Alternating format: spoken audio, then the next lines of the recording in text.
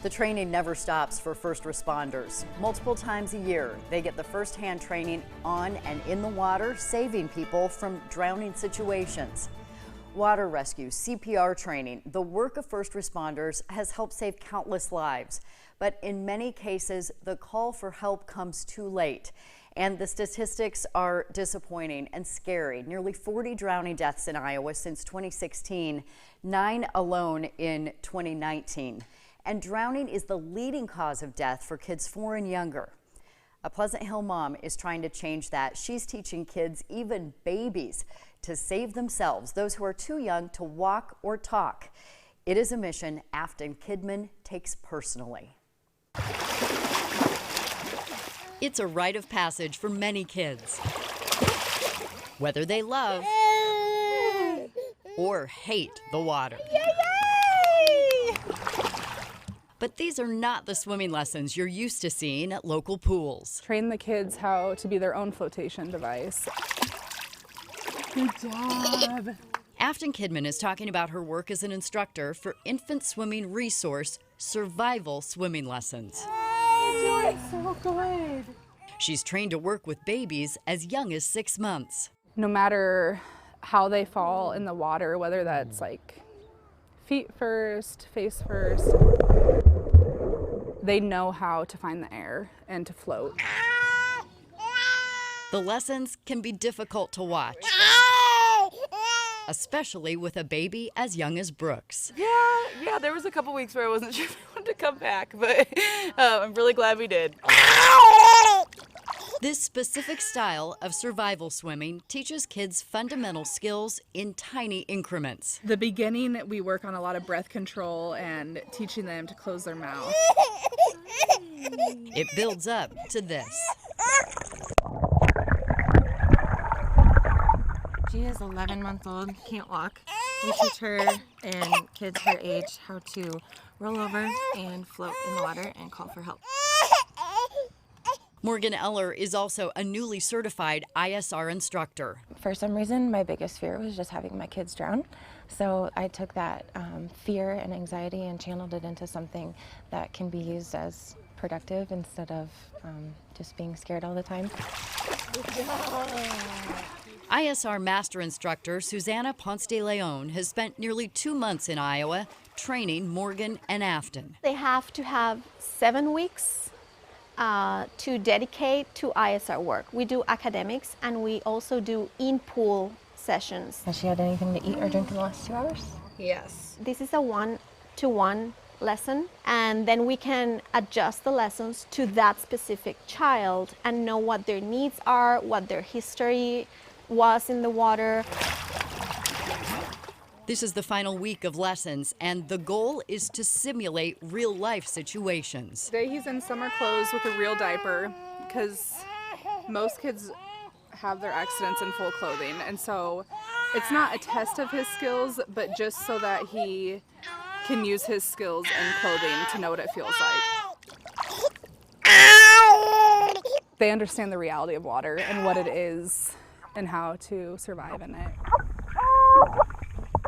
Afton knows the reality. This is where her son Forrest almost died last year. All the kids were playing outside and turned around and Forrest was gone. Before we knew it, Afton was like, "Where's Forrest at?" And I was like, "I just saw him on the back side of the house. Killed the mower right here, and I took off straight to the pond." On foot. Yeah. And What made that come into your mind? I don't know. And we talk about it still because it's like we never were over there. So I went like down to the dock, to the edge, and it's like, I don't see nothing down here. It's like, let me just double check. And I went out on the dock and went to the edge, and I mean, he was right there on the edge of the dock, floating on the surface, face down. Like shock and just like disbelief. Like, I don't know, like we had lived there for 3.5 years and had 4 kids and never had any issues. It was scary, like not knowing if he was dead or alive. Just sat here and